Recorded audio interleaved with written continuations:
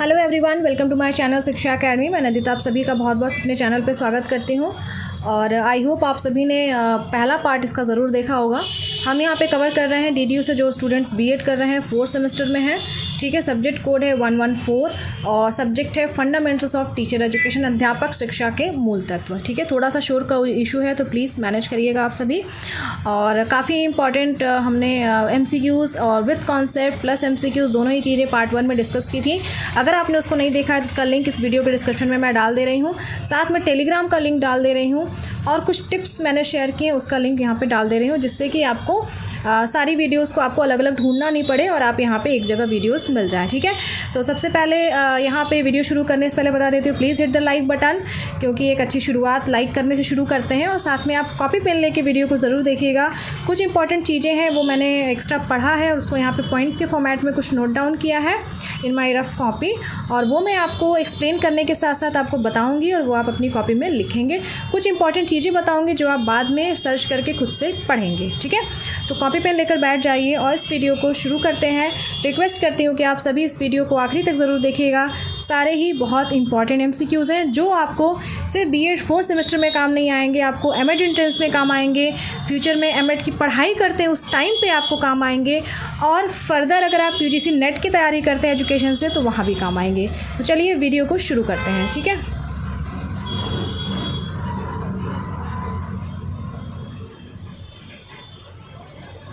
Unit 2 यहाँ पे cover कर रहे हैं सब्जेक्ट का। क्वेश्चन नंबर स्क्रीन पे आप देख सकते हैं। क्वेश्चन नंबर 1 यूनिट 2 से है कि pre primary education is provided to the children up to what age. पूर्व प्राथमिक शिक्षा प्रदान की जाती है। पहला वीडियो जिन्होंने देखा है उसके लिए काफ़ी ये आसान प्रश्न है, ठीक है। तो यहाँ पे इसका सही आंसर है 6 से 14 वर्ष, ठीक है। तो प्री प्राइमरी का मतलब यहाँ पे देखिए,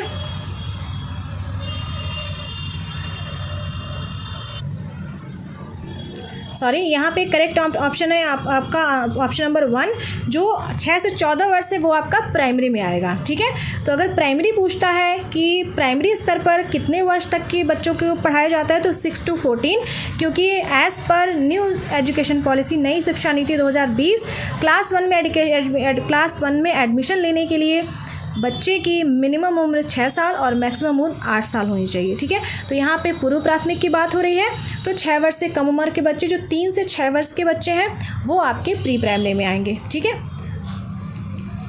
इसमें हम आगे बढ़ते हैं क्वेश्चन नंबर 2 की तरफ।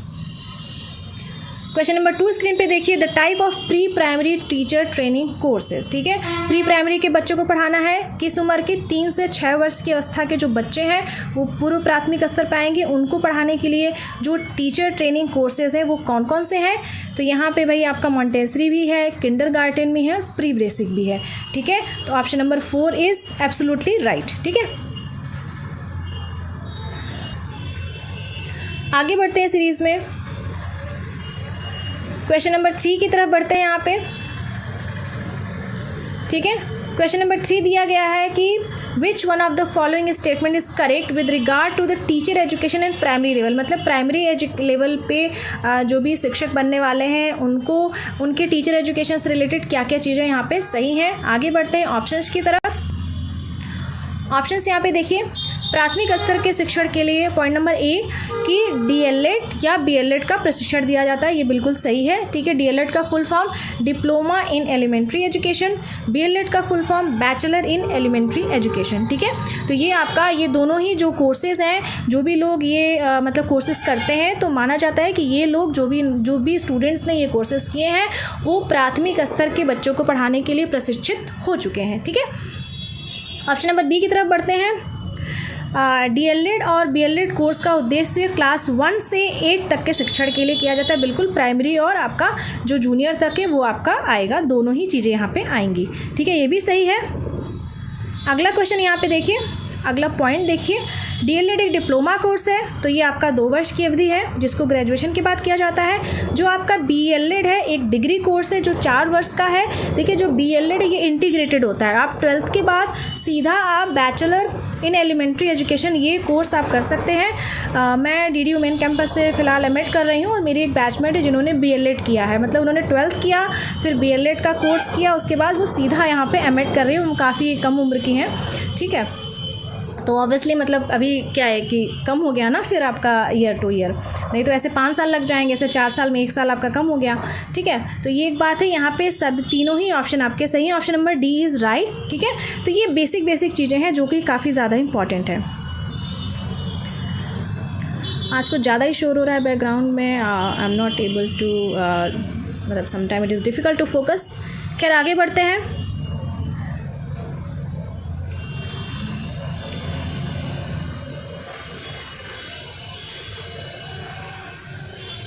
Which of the following statement is correct, कौन सा मतलब कथन है वो सही है। ठीक है, MCQs को सिर्फ रटना नहीं है, कॉन्सेप्ट पढ़ना बहुत ज़्यादा इंपॉर्टेंट है, क्योंकि इन्हीं MCQs से 4-5 MCQs बनाए जा सकते हैं। ठीक है, प्राथमिक शिक्षा के अंतर्गत option number A, point number A, प्राथमिक शिक्षा के अंतर्गत 5 से 14 वर्ष, अब देखिए 5 से 14 यहाँ पे 6 to 14 होगा।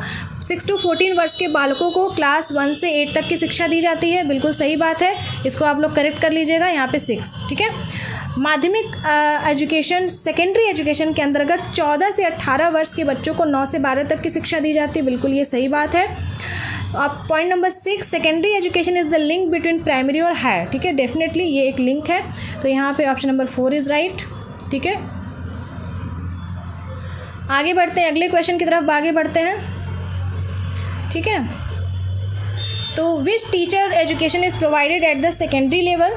ठीक है, तो यहाँ पे देखिए अभी हमने कुछ देर पहले प्राइमरी लेवल की बात की, अगर आपने वो क्वेश्चन ध्यान से पढ़ा होगा तो इस प्रश्न को आप बहुत आसान से कर लेंगे।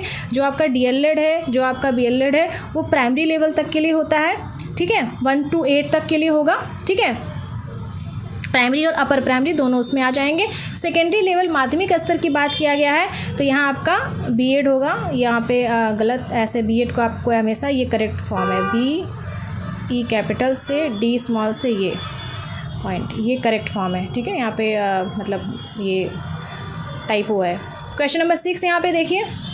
ठीक है, यहाँ पे देखिए, which type of teacher education is provided higher education. अब हायर एजुकेशन की बात कर रहे हैं, प्राइमरी में क्या हो गया, DLED हो गया, BLED हो गया, प्राइमरी में प्राइमरी और अपर प्राइमरी। सेकेंडरी लेवल पे आपका B.Ed प्रोग्राम हो गया। अगर हायर लेवल को आपको पढ़ाना है फ्यूचर में, तो आप यहाँ पे ये सारे प्रोग्राम कर सकते हैं, आप M.Ed कर सकते हैं। यहाँ पे भी ये मिस्टेक है, ये इस तरह से आपको एब्रीविएशन ये आपको लिखना है, M.E कैपिटल D स्मॉल फिर डॉट। ठीक है, आगे आप फिर उसके बाद PhD करेंगे, उसके बाद आपका PGET, post graduation diploma in education and teaching. तो यहाँ पे आपका all of the above option सही है। ठीक है,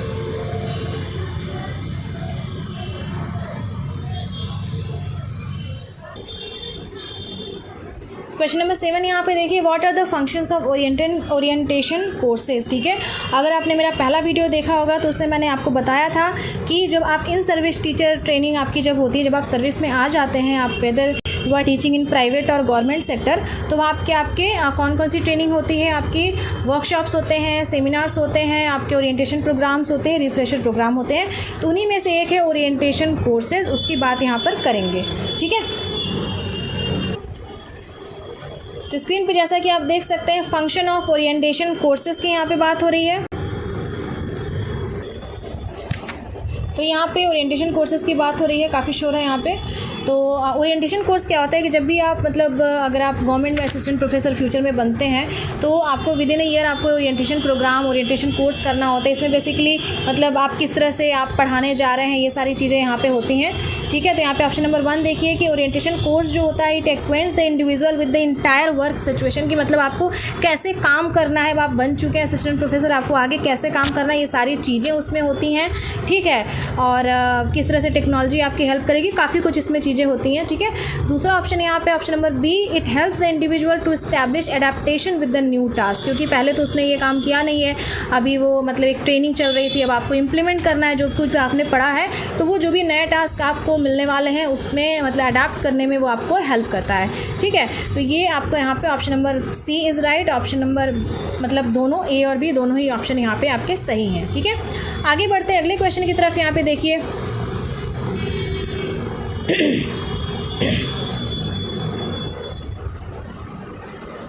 ओरिएंटेशन प्रोग्राम या ओरिएंटेशन कोर्स दोनों ही बातें एक ही हैं, उन्मुखीकरण कार्यक्रम कह लीजिए या कोर्स कह लीजिए। तो यहाँ पे और इससे रिलेटेड चीज़ें यहाँ पे बताई गई कि भाई क्या क्या चीज़ों में ये हेल्प करता है। To adjust the new situation, भाई नई चीज़ें आपके सामने आ गई हैं, ये इसमें आपको पढ़ाना है, कैसे पढ़ाएंगे आप, क्या क्या नई नई चीज़ें उसमें, वो सब आपका आ जाएगा।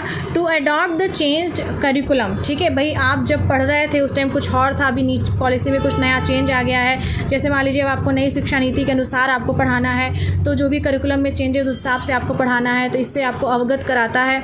To develop the ability to self evaluate, ठीक है कि मतलब नई नई चीज़ें आप देखते हैं तो आपको पता चलता है कि भाई ये चीज़ें तो हमें पहले से आती हैं, ये चीज़ें नहीं हैं, चलो इसको हम सीखते हैं। तो ये आपका हो गया। To enhance the professional competence of the teacher, ठीक है एक प्रोफेशनलिटी लाता है, नई नई चीज़ें आपको वहाँ पे सीखने को मिलती हैं। तो यहाँ पे option number E is absolutely right, ठीक है कि इसकी ज़रूरत क्यों है, ये सारी चीज़ें एक मतलब एजुकेटर को हेल्प करने वाली है। ठीक है आगे बढ़ते हैं क्वेश्चन नंबर 9 की तरफ। Which of the following statement is correct, ठीक है ऑप्शन नंबर ए देखिए, orientation program means adapting to innovation, अभी मैंने पढ़ा, अभी हमने थोड़ी देर पहले पढ़ा, सही है कि भाई कुछ भी नया आया है तो उससे मतलब अवगत कराना है, उससे टीचर को हेल्प, एजुकेटर को हेल्प मिलेगी कि कैसे आपको अडाप्ट करना है। Orientation program was started, extremely sorry for the background noise, कुछ नहीं कर सकते इसका, आई एम हेल्पलेस। तो खैर ध्यान दीजिए लेक्चर पे, ठीक है। Orientation program was started after new education policy 1986, तो जो ओरिएंटेशन प्रोग्राम की शुरुआत कब की गई, तो 1986 में की, ये ऑप्शन भी सही है। Orientation program is related to subject specific, ठीक है तो यहाँ पे स्पेसिफिक सब्जेक्ट से भी रिलेटेड होता है, मतलब सब्जेक्ट वाइज, मतलब किसी की रिक्रूटमेंट बॉटनी में हुई है, किसी की रिक्रूटमेंट जूलॉजी में हुई है।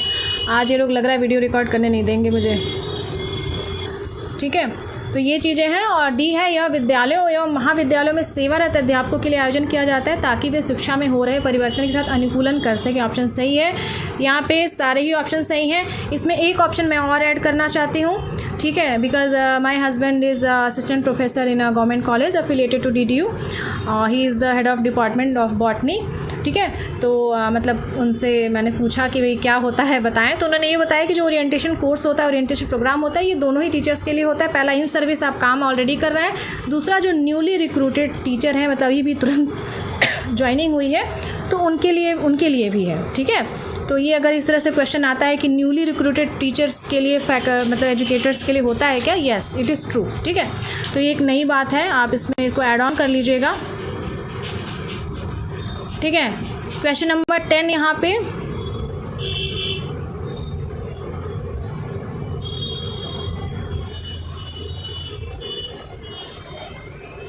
पूछा है विच of the following statement is incorrect, कौन सा स्टेटमेंट इनकरेक्ट है, ठीक है तो यहाँ पे ऑप्शन वाइज चलते हैं, ठीक है पॉइंट नंबर ए यहाँ पे देखिए, the refresher program is for in service teachers, ठीक है ये ऑप्शन सही है आपका। जो रिफ्रेशर प्रोग्राम होता है वो इन सर्विस टीचर्स के लिए होता है, ठीक है और अभी मैंने थोड़ी देर पहले क्वेश्चन में बताया कि जो ओरिएंटेशन प्रोग्राम होता है वो इन सर्विस टीचर्स के लिए होता है, अगर न्यूली अपॉइंटेड टीचर्स हैं तो उनके लिए भी होता है, ठीक है तो ये वो ओरिएंटेशन प्रोग्राम के केस में वो दोनों ही बातें सही हैं। रिफ्रेशर कोर्स प्रोग्राम की बात करें तो वो इन सर्विस टीचर्स के लिए होता है, ठीक है। अब point B, in order to participate in refresher program, अगर रिफ्रेशर प्रोग्राम में आपको पार्टिसिपेट करना है तो इट इज़ नेसेसरी कि आपने ओरिएंटेशन प्रोग्राम किया हो, तो डेफिनेटली कि भाई अब न्यूली अपॉइंटेड टीचर्स के लिए ओरिएंटेशन प्रोग्राम है, तो जैसे ही आपकी कहीं अपॉइंटमेंट होती है तो सबसे पहले आप क्या करेंगे, ओरिएंटेशन प्रोग्राम करेंगे, ये आवश्यक है, ठीक है। अगले पॉइंट की तरफ आगे बढ़ते हैं। अगला पॉइंट है point number C, refresher program are held for newly appointed teacher, तो ये ऑप्शन आपका गलत है। मैंने अभी बताया रिफ्रेशर प्रोग्राम सिर्फ इन सर्विस के लिए होता है, न्यूली अपॉइंटेड टीचर जो आते हैं वो सबसे पहले ओरिएंटेशन प्रोग्राम करते हैं, उसके बाद वो आप जब इन सर्विस में हो जाते हैं तो फिर रिफ्रेशर प्रोग्राम करते हैं। पॉइंट नंबर डी यहाँ पे देखिए, orientation program is a broad concept, काफ़ी बड़ा कॉन्सेप्ट है, whereas refresher program is a narrow in comparison to, यहाँ पे मिसप्रिंटिंग है, ठीक है मतलब ओरिएंटेशन प्रोग्राम एक ब्रॉड कॉन्सेप्ट है और रिफ्रेशर प्रोग्राम एक नैरो कॉन्सेप्ट है, ठीक है। तो यहाँ पे ऑप्शन नंबर सी है जो इनकरेक्ट है और बाकी सारे ही ऑप्शंस आपके ये सारे सही हैं। ठीक है, यहाँ पे हम क्वेश्चन नंबर 10 तक डिस्कस करेंगे क्योंकि बाकी के आगे भी इस यूनिट में 5 क्वेश्चन और है, वो थोड़ा उसमें काफ़ी इन्फॉर्मेशन है, तो वीडियो बहुत ज़्यादा लंबा हो जाएगा और फिर एक लंबा वीडियो देखना थोड़ा मोनोटोनस होता है। तो बाकी 5 क्वेश्चंस को, यूनिट 2 के बाकी 5 क्वेश्चंस को हम नेक्स्ट वीडियो में कवर करेंगे। ठीक है, और आई होप ये वीडियो आपको पसंद आया हो और आपने ऑलरेडी इसके नोट्स बना लिए हो। अगर नहीं बनाए हैं तो प्लीज़ इसके नोट्स ज़रूर बनाइए क्योंकि काफ़ी इंपॉर्टेंट है, एक एक पॉइंट्स इंपॉर्टेंट है। कहने को एक क्वेश्चन है बट एक क्वेश्चन से कई सारे क्वेश्चंस बनाए जा सकते हैं। मतलब मैं अगर लिख दूँ, अगला क्वेश्चन एक बना देते हैं कि भाई